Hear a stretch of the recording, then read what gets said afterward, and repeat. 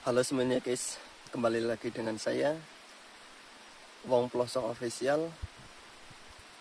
Saya sedang berada di sawah guys, dan lagi berteduh dikarenakan hujan.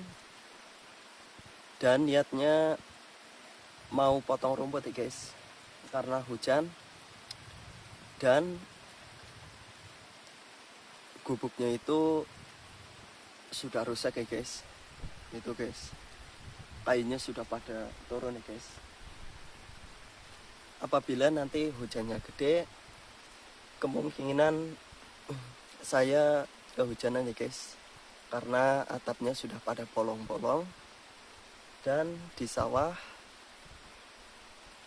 yaitu sudah musim padi guys, dan padinya itu sudah mulai pada hijau-hijau guys. Dan itu dia padinya guys,